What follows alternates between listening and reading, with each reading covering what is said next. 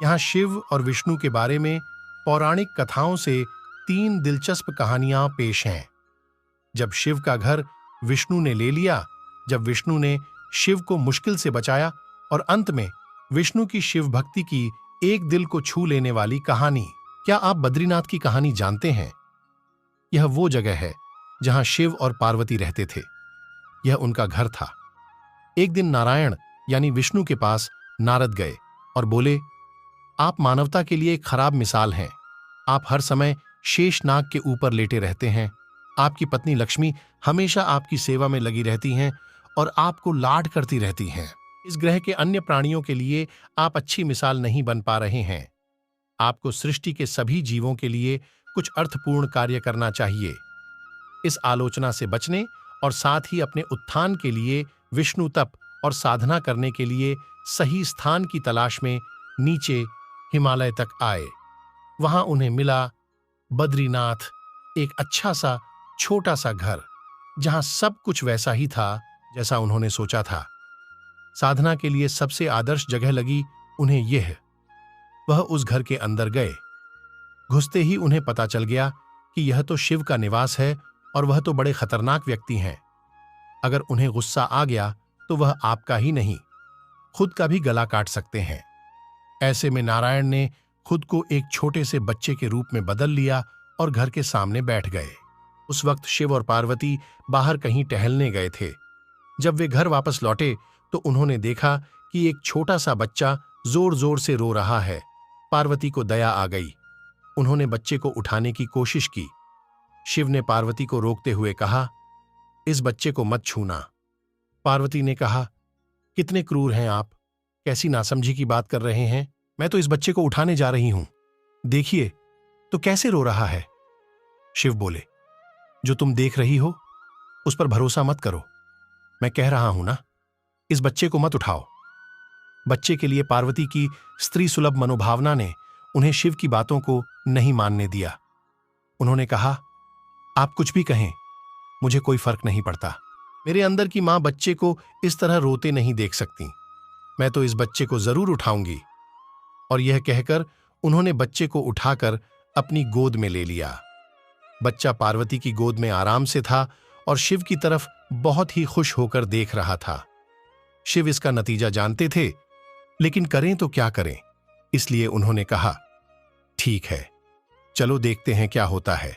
पार्वती ने बच्चे को खिला पिलाकर चुप किया और वहीं घर पर छोड़कर खुद शिव के साथ गर्म पानी से स्नान के लिए बाहर चली गईं।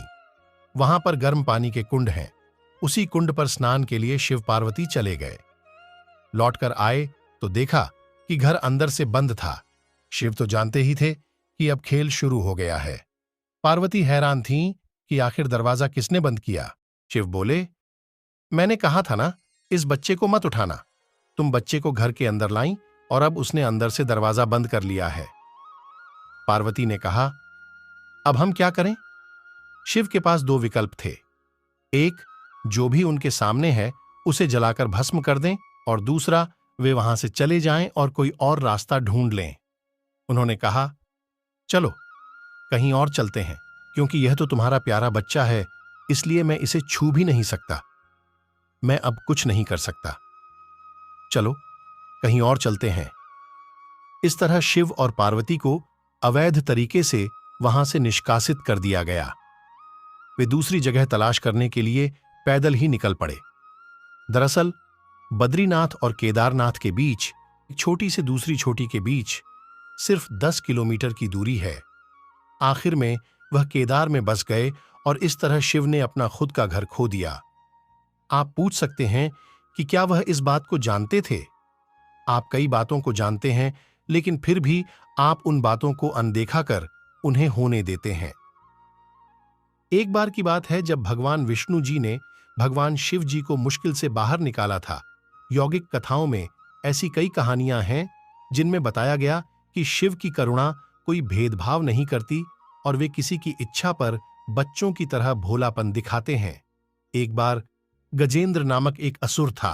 गजेंद्र ने बहुत तप किया और शिव से यह वरदान पाया कि वह जब भी उन्हें पुकारे, शिव को आना होगा। त्रिलोकों के सदा शरारती आर्षि नारद ने देखा कि गजेंद्र हर छोटी छोटी बात के लिए शिव को पुकार लेता था, तो उन्होंने गजेंद्र के साथ एक चाल चली।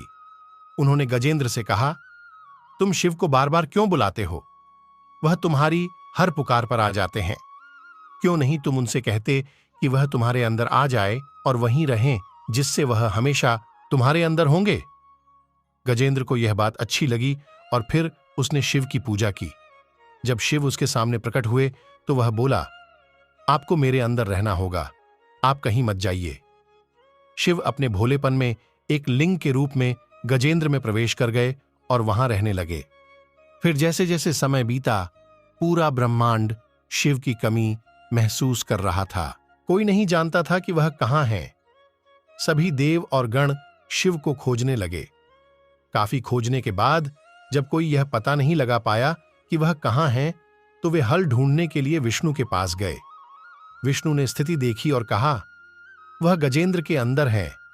फिर देवों ने उनसे पूछा कि वे शिव को गजेंद्र के अंदर से कैसे निकाल सकते हैं, क्योंकि गजेंद्र शिव को अपने अंदर रखकर अमर हो गया था। हमेशा की तरह विष्णु सही चाल लेकर आए। देवगण शिव भक्तों का रूप धरकर गजेंद्र के राज्य में आए और बहुत भक्ति के साथ शिव का स्तुतिगान करने लगे।